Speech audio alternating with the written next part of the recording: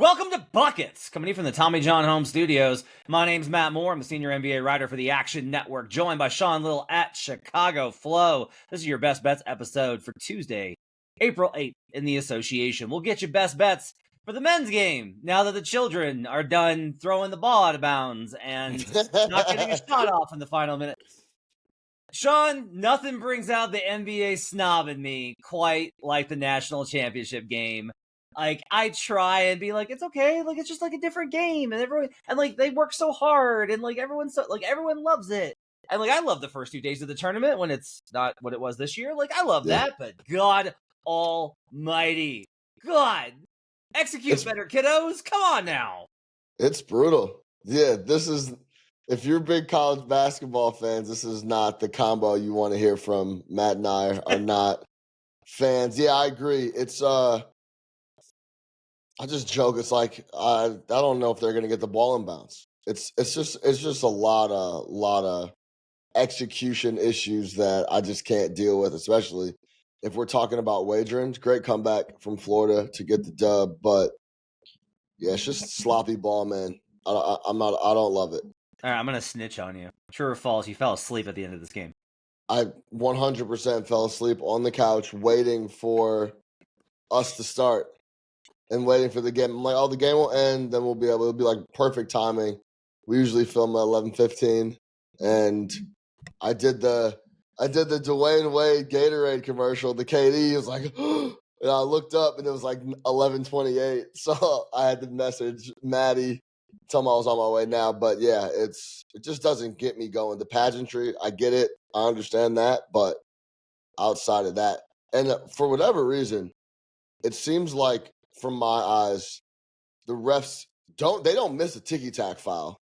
But boy, they'll miss a bunch of physical contact and a bunch of other stuff that happens. But any knick-knack, little touch, arm, post rebound or something, they blow the whistle, but can't get an in-play call at the rim. A lot of stuff I don't like, but we could talk about this for a long time. But congrats to Florida. Right, that's enough. I promise that's enough of us shitting on the college game. If you want to check out Reaction, you can go check out Big Bets on Campus podcast. All right.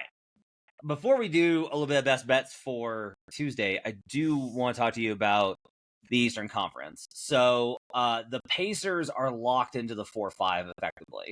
Knicks' magic number is 1 for the 3 seed. Cavs have locked 1, Celtics have locked 2, Knicks have locked 3 effectively. They'll get it tomorrow. And then Pacers are going to be most likely the 4, but they'll be 4 or 5. Detroit's loss tonight means that they are very likely 6. So it's looking like it's going to be Knicks, Pistons first round, with obviously likely Celtics, Knicks in that second round. Sean, I want you to give me an idea of, compared to after opening night, right? So opening night, a lot of hype.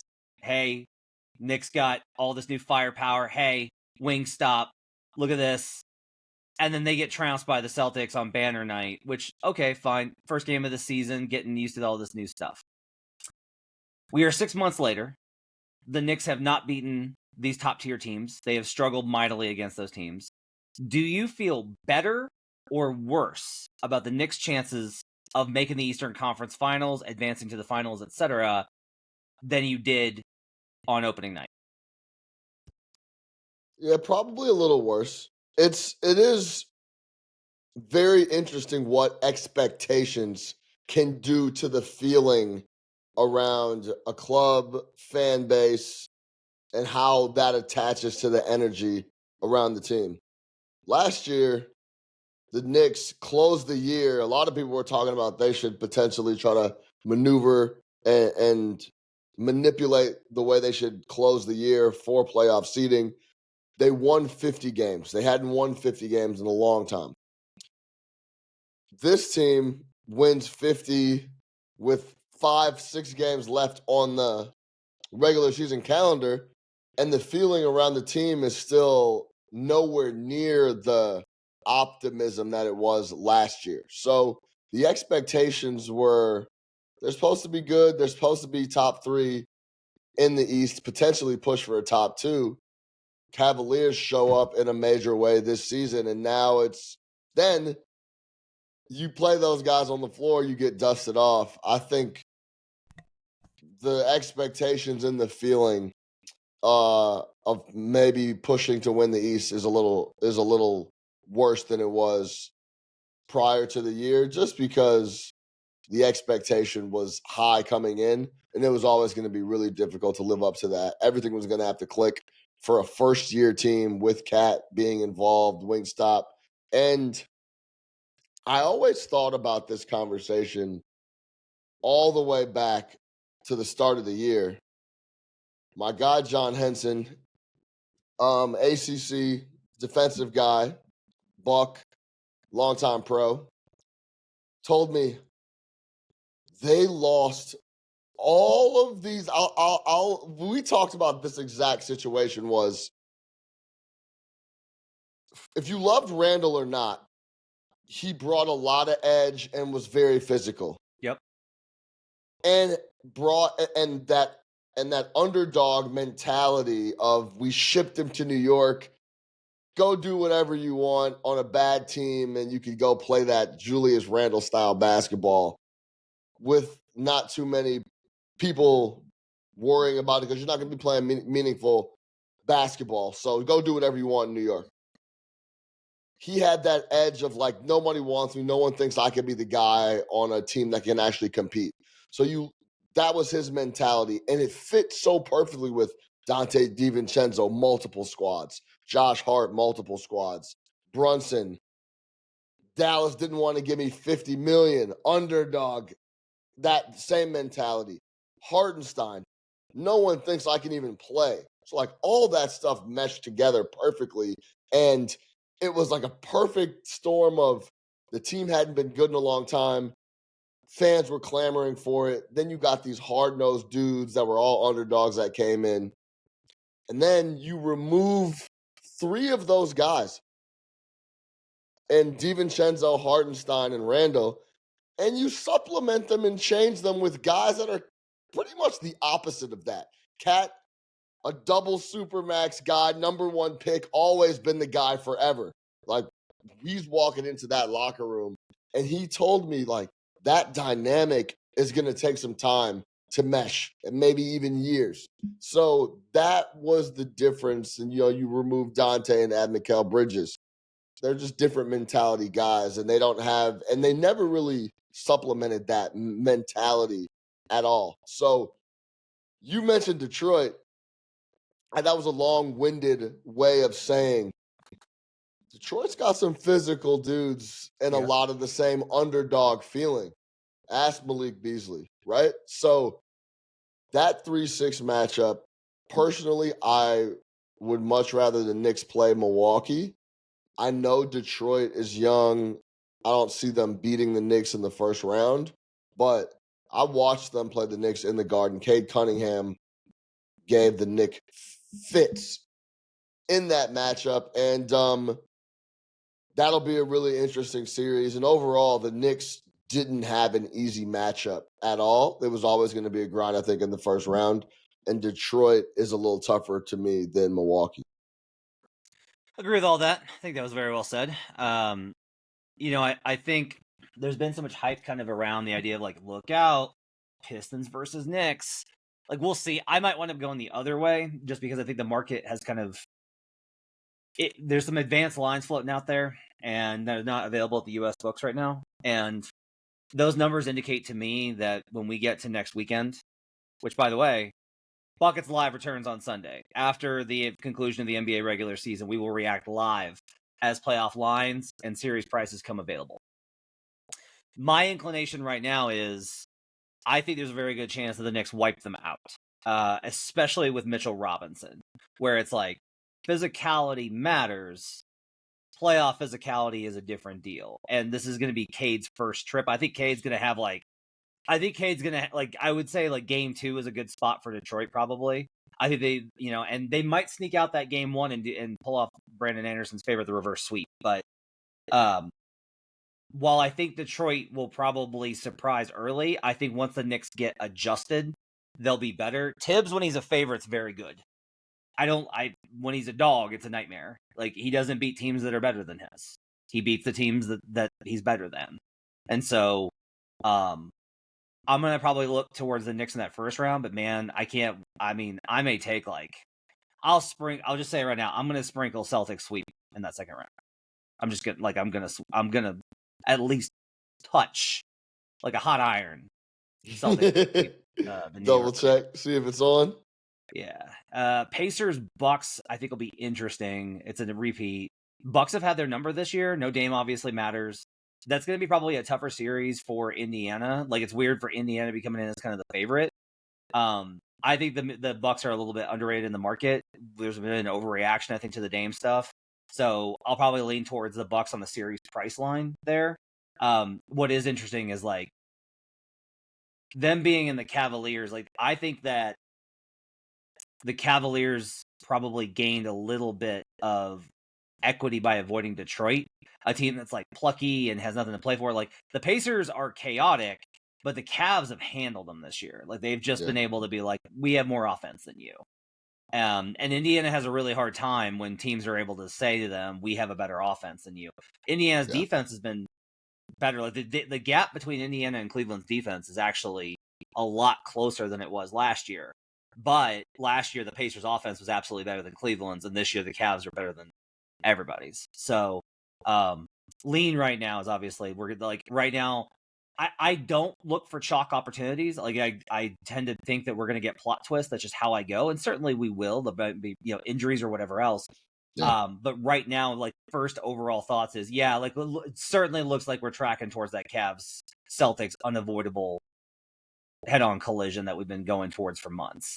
And we'll see kind of what happens. But those are some early thoughts kind of on the Eastern Conference playoff picture and what it looks like. Like, I tried really hard to get myself into a place to think, like, what I don't want to do is I don't want to overlook New York, because to me, it's like this perfect opportunity where if all year I've been like, well, hey, like, the Celtics aren't as good as they were last year, and they're so dependent on the math, and all you got to do is like figure out a way to really stop that math problem, and then you're really into the game because they're not as good at all the other detail stuff, and their defense isn't as good, and all these types of things. And like, the Knicks offense is so great. So like, I spent a lot of time today trying to be like, am I sure that I want to dismiss New York?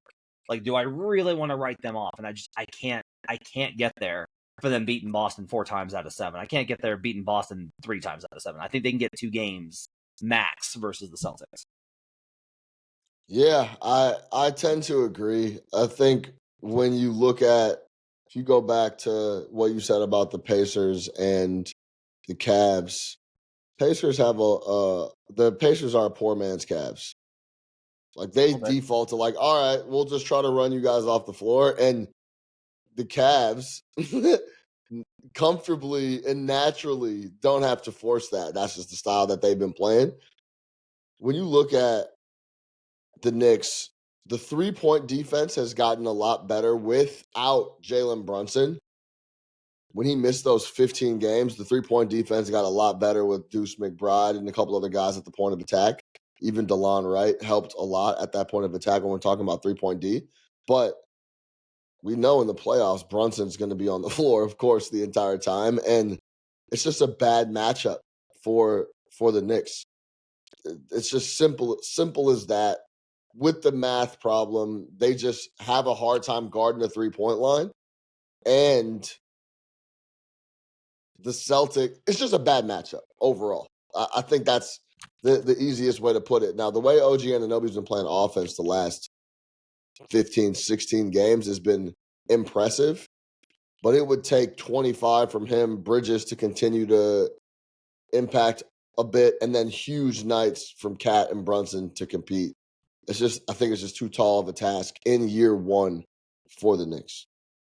All right, we're going to do some best bets, but before we do, if you listen to this show, you probably like betting as much as I do. When it comes to betting, there are 2 things I'm always trying to do: make it easier and make it more profitable. That's why I've partnered with Edge Boost, a financial platform that pays you cash back to wager. Edge Boost is an online bank account that pays you for every deposit, because with the Edge Boost Visa debit card, you get up to 0.5% cash back on all your sportsbook, daily fantasy site, and casino transactions. It's free money back in your pocket. It's just for doing what you're already doing. You're already making these deposits if you're listening to the show. You're already taking these withdrawals. It's a no-brainer. This isn't some credit card gimmick. No catch, no hidden fees, no minimum balance requirements. It's easy to open a new account. It's not an invasive big thing. It's just some forms on a website. It was so easy but secure to get it done. If you've had enough of casino transactions flag in your bank because they thought it was suspicious, or if you've been given the runaround when you try to fund a sportsbook account online, the Edge Boost debit card is the perfect tool. It starts with a $250,000 limit, and it'll never be declined for gambling activity. It's why you're going to be so happy that you opened an account. Make your betting life easier and stop leaving money on the table. Visit edgeboost.bet to sign up. That's edgeboost.bet. And if you use promo code BUCKETS and deposit $25, you're going to receive a $25 deposit match plus Tier 2 status for faster bank deposits and more cash back. That's edgeboost.bet, promo code BUCKETS. All right, let's do some best bets for Tuesday in the association. Full slate after that nonsense of a slate tonight. A lot of games with a lot of implications here. Where do you want to start here? We'll go around the horn here. What's your best bet for Tuesday in the association? Yeah, I have one official, and then we'll talk about a bunch of the games on the slate. I'm going to go Mikal Bridges, 2+ triples, plus 105 in the market. All right. I'm going to once again, after grabbing 20.5 points with the Washington Wizards and losing versus the Boston Celtics, I am going back to the well with my Washington Wizards plus 18.5 versus the Indiana Pacers. I'm going to take Bucks plus 4 versus the Minnesota Timberwolves, and I'm going to take the Golden State Warriors minus 8.5 versus the hapless, very sad Phoenix Suns. Our parlay for tonight is going to be a moneyline 4-team parlay. The Orlando Magic versus the Hawks, the New Orleans Pelicans versus the Nets, the Milwaukee Bucks versus the Minnesota Timberwolves, and the Golden State Warriors against the Suns. Magic, Pelicans, Bucks, Warriors, plus 910 at DraftKings. All right, talk to me about Mikal Bridges and his ongoing just incredible month of performance offensively, and then we'll get into some of these trickier games. Yeah, so Mikal Bridges, this is a really interesting spot. I played this against the Suns. He knocked down 2, and this is all to do with Jalen Brunson being back on the floor. I pulled a number that I thought was extremely interesting and extremely impactful. Mikal Bridges in the going into the Phoenix Suns game, now going into Boston. So the 15 games with Brunson out, Mikal Bridges shot 28% of his attempts from deep. He was shooting a lot of mid-range pull-ups. He wasn't hanging out around the three-point line nearly as much when Jalen Brunson was on the floor. So pre-All-Star break with Jalen Brunson on the floor, 43.2% of his attempts are coming from deep. He gets cleaner looks. He gets more volume from beyond the arc when Jalen Brunson is on the floor. And that math problem that we talked about, the Knicks know they have to try to keep up and put up volume from deep. They had 36 attempts in the game last time. They lost by 13 against the Boston Celtics. But if you watch that Suns game, every Mikal Bridges 3, and you can go on NBA.com and look at the attempts, were extremely clean looks, wide open looks. He should have had 3 makes. He stepped on the line and had his foot on the line. That avoided him from having 3 threes in the first half versus Phoenix. He's going to continue to get looks versus Boston. Boston only allows the 10th most three-point attempts per game in the league, but these teams are very familiar with each other. Also, Jalen Brunson's second game back, I believe, is still going to be in a little bit of defer mode. He had 6+ assists in that first game back. Offensively looked a little rusty, trying to get involved, trying to find his place back with OG Anunoby, who scored 30+ versus Phoenix. He has been absolutely unbelievable. I also think he's going to get a ton of attention. I just believe Mikal Bridges is going to get open looks. And the cleaner, the more open the look for Mikal, that's where he thrives. I think he knocks down 2, potentially even 3 in this game. It's interesting. You mentioned it. The Celtics have the 9th best opponent 3-point rate, like the ratio, right? Yeah. Percentage of shots from 3.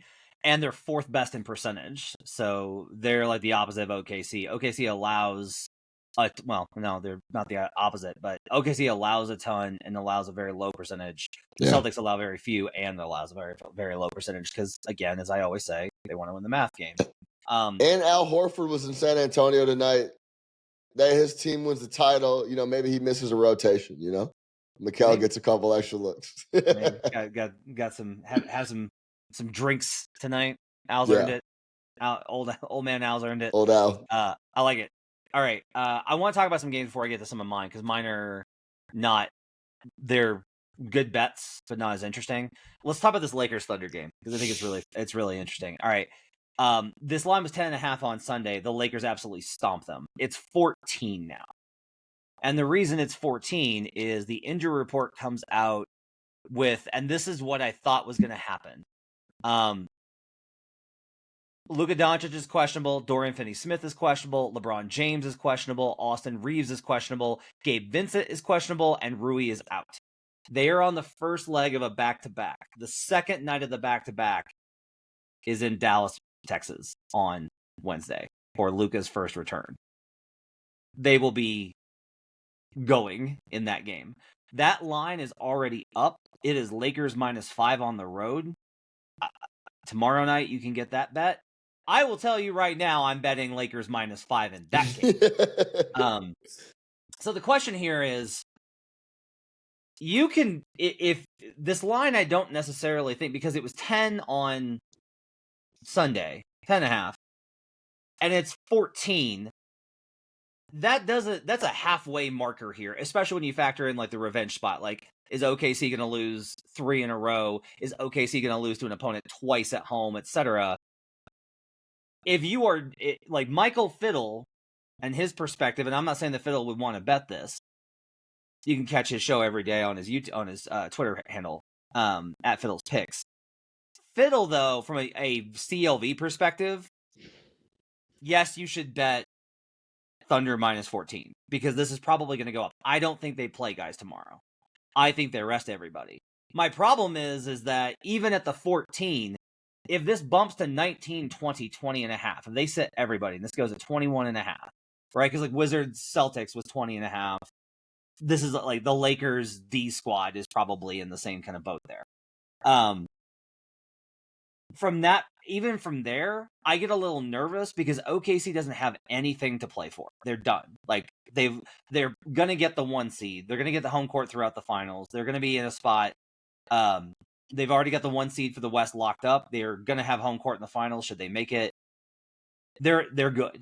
So there's a letdown here for them naturally, even if they're motivated to try and get revenge. But if the other guys sit, that's an even bigger letdown because it's like, God, they smoked us. I can't wait to get them back.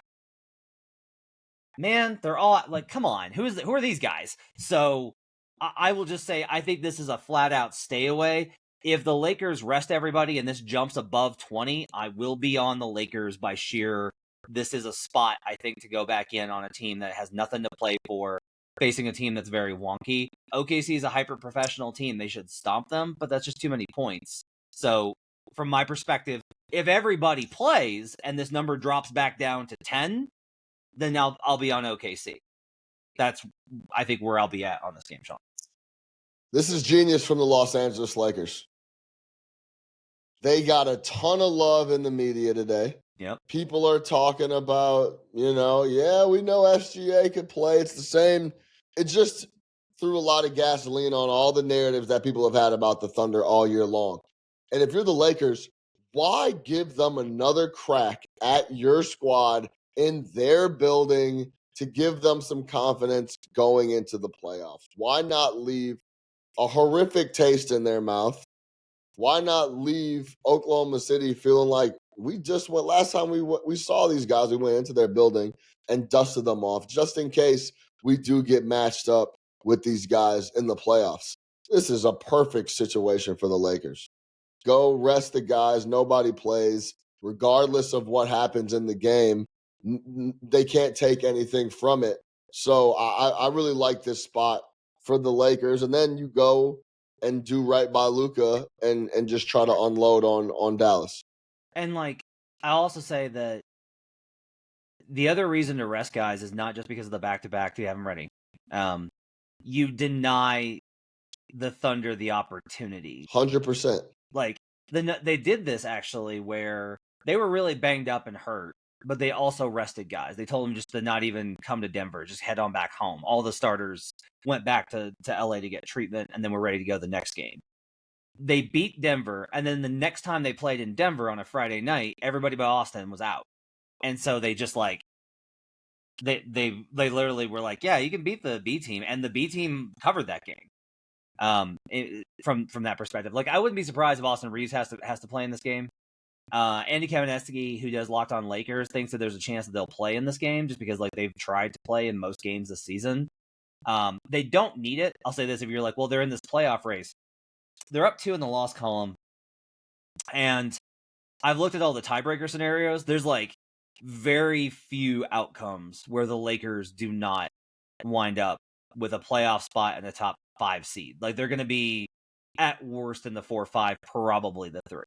Like that's the most likely outcome after Denver's losses to the Spurs in particular, and then the Pacers on Sunday. So they're in a really good spot to go ahead and clinch a very high seed, and they don't need this game, and it denies OKC. So again, it's like, so you like the Thunder? No, that's why I like the Lakers. Is like this number is probably going to go to 20.5, and then that's too many points because it's a letdown spot for OKC.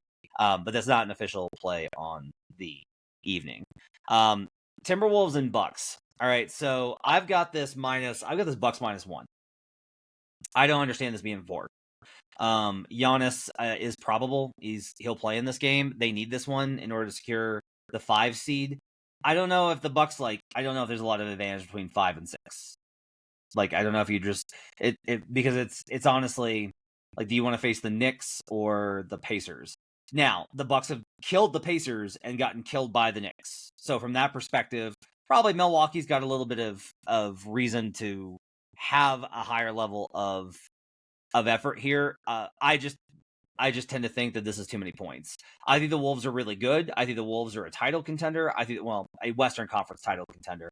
I'm going to enjoy, I'm hoping they land in the kind of bracket that I'm hoping that they land in, where it's like, in particular, if I get them in a 6 spot, I'm going to really be excited about Wolves futures. But this is too many points to lay versus Giannis. That Bucks team is not, okay, they're inconsistent, and Doc drives me nuts. But I like a lot of their talent. I do. I like AJ Green. I like how Taurean Prince has played for them this year. I like how Gary Trent Jr. has played for them this year. Giannis is a monster. In general, I think that this is not like I don't think this is a terrible matchup for them on either side. Their defense is actually remarkably solid. They have the size with Giannis and Brook to hang with those guys on the interior with Julius Randle and Rudy. And even with Nas in those kind of bench rotations, I like Minnesota's bench a little bit better. Like second quarter, I would probably like Minnesota here.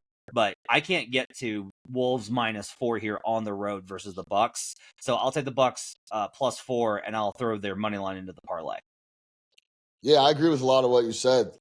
11-6 the last 17 ATS for Minnesota, but I just don't. I don't like backing them. Yeah, laying numbers on the road. Period. I think they consistently show up, but that's just not a spot that I want to back them in. So I agree. I would have to take 4-4 seems very inflated in my opinion. Just like Houston the other night versus Golden State was inflated. That number was wrong as well. I believe it closed 5. Yep. So it's sometimes numbers just rub you the wrong way. Yeah. That doesn't mean you have to bet them, but if you were asking me what side I was on, I would have to take the 4 at home and talk about booking the Bucks, if anything. The defensive numbers for them also without Dame. When Dame was on the floor, they were the worst team in the NBA against point guards. You could pencil in whoever was playing point, especially if you got like a top guy against Dame. They were scoring 28, 29 points nightly against those guys. That's improved with him off the floor. The defense is solid. Pencil Giannis in for the 20-12 and 30-12-6. And Taurean Prince probably isn't being talked about enough from the perspective of was he shooting like 43%? Yeah, 44%. It's something crazy. So yeah, they've quietly been hanging around. No one really thinks they can make some real noise, but I would take them at home in that spot. So Unpredictable.com has what are their market ratings. They do them for all the sports, and they're interesting because it's basically using market data, you can determine what the power rating is for these teams across the season, based off of the season. And Minnesota's 6.1 and Milwaukee's 2.1. So the market rating via Unpredictable says that this is power rated on neutral, Wolves -4. They're in Milwaukee. Yeah. So you're saying Milwaukee. So Milwaukee has no home court advantage. So either this is the Wolves are rated above their market rating here, or there's no home court advantage. And I don't agree with either. Now, if you're listening and you're like, what? Like, it seems very weird that they are -4. Now, I just think that that's a power rating. I just think that the market is like, no, the Wolves are better. Dame's out. The Wolves are -4 here. That's fine. But you can wait. Like, you can wait and make sure that Giannis is going to play. You don't want any hijinks. You don't want Milwaukee pulling the, because Detroit's loss tonight does change a little bit of the math for Milwaukee. Like, it changes a little bit of what they need to do. They're still in a pretty tight situation here to get the 5, and they have an outside shot of getting the 4, which is home court, which is important. Magic number for 5 seed is still 3. Like, they still need to win these games to avoid the 6. Again, I don't know if there's a big gap between 6 and 5. But if you're trying to stay out of New York, which they've not matched up well with, then this game does matter. So yeah, I like Milwaukee quite a bit here as a 4-point dog at home. Minnesota as an away favorite is 12-13 ATS. Margin of victory is only 4.4. So it's right around that number. Yep. Home. Let me see what a home underdog for Milwaukee is here. Yeah, look at it with Giannis as the trick there. Yeah, it's true. All right, I don't want to take up too much time trying to pull it, but yeah, go ahead. Wizards plus 18.5 is not rocket science. This is a ton of points, and I just it's not that like, obviously the Wizards are terrible. They lost by like 30 to the Celtics the other night. I took them because I was like, hey, based off of the principle of betting against the Celtics at home, betting against the Celtics versus teams under 500 has been profitable this year. You should go ahead and bet this. It wasn't a great spot because it's so late in the season. The Celtics are ramping up. I was willing to bet it, and I lost. The trick with Indiana, though, is that Indiana is not good versus teams under 500 this season. That's an important kind of element to keep in mind. The Pacers, when the opponent has won 45% of their games or less, when they're a home favorite, the Pacers are a home favorite, and they're coming off of a win. So this is a specific situation this season. They're at home. They're coming off of a win, so they feel good. They're favored, and the opponent is shit. They're 4-7 ATS, 36% against the spread. They have failed to cover versus the Hornets. They have failed to cover versus the Pelicans, the Trailblazers, the Hornets twice at home here in this spot, and the Nets. Are the Wizards worse than the Hornets? No. Are they much better? No. But 18.5 points is just a lot here. And from a market perspective, the Pacers coming off of an absolutely monster win versus the Denver Nuggets in Denver on Sunday. So it's like, you just had a massive win in altitude. You're coming back and you're facing this letdown team. They're basically locked into the 4. To me, that's a pretty good opportunity. Like, Mid's not playing, which sucks because, like, if Mid was playing, I would be hammering this. I would be just, like, absolutely going nuts on this one. I would be betting it aggressively. Siakam's been upgraded to questionable, which is good for them. He only missed, like, I think 1 or 2 games. But Ben Shepherd is also questionable for this one, and he's given them some good minutes this season. Overall, I just think that this is way too many points for Indiana in particular. Like, I thought it was too many points for Boston because of Boston's home court situation this season, but Boston's been pretty good against the spread after the All-Star break. They've tightened up. The Pacers have not. So this is, I cannot get my brain around 18.5 here. I have to bet this on principle, Sean. Yeah, I agree with you. And that's probably the key metrics that you could look at when you're talking about do teams play down to comp or not. You just pull the win percentage almost right at like the 500 number and see how they fare against playoffs. I like to pull playoff teams versus non-playoff teams. Similar aspect, but yeah, Indiana's been playing down to comp all year long. That's why I think the Thunder are so special in a lot of ways, especially this regular season. They just pummel. It doesn't matter the spot, the situation. I'm a I'm a lot of I look at everything, but I really like to lean into spots. And then when numbers start to line up with spots, I'm all over it. It was really hard to do that with Oklahoma City because they just pummeled you no matter what. The Pacers you could slot into not showing up against bad teams. If you align with us and Matt in particular about this spot, you can get a number in the market over at DraftKings. Wizards plus 9.5 in both halves, plus 330, which is interesting. If you want to have a little extra fun with a bigger plus number, each half plus 9.5 for the Wizards is out there in the market. Take a look. And this is one of those games where you just bet it and you watch something else. And then you turn on Knicks Celtics and then just accurate. Yep. hope you come back and the slip is green. Oh, by the way, I looked it up. Giannis this season as a home dog is 1-3 against the spread, 1-3 straight up. Only 4 times: Thunder, Cavaliers, Celtics. The one win and cover was versus the Nuggets. There you go. So the question That's still the gauntlet, though. Yeah, so. And the question is do you think that Minnesota is on the tier of Thunder, Cavaliers, Celtics? And I do not. I don't think that they're. I don't think you can reasonably get to a spot where you think that the Wolves are within 4 points in power rating of those teams.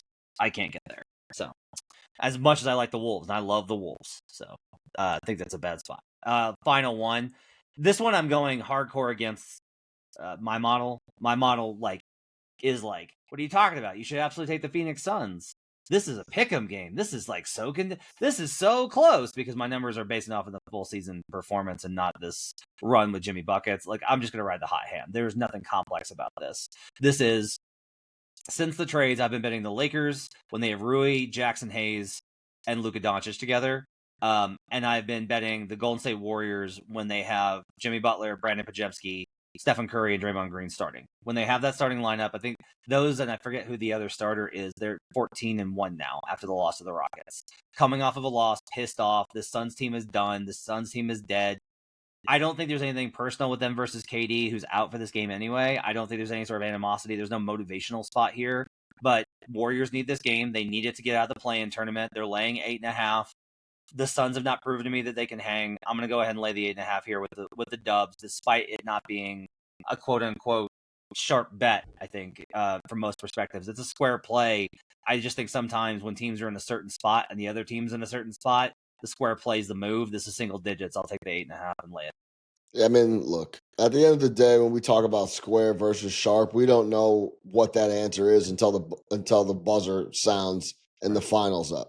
So if you lay 8 and they win by 12, it was a sharp play. You know what I mean? So that don't get. I think that's sometimes the quote unquote obvious play is the right play, and if it checks out and you like the spot, don't be afraid to fire because people that might come off as a square play. If that's the right play and it backs up with your research, go ahead and print the slip and don't worry about that.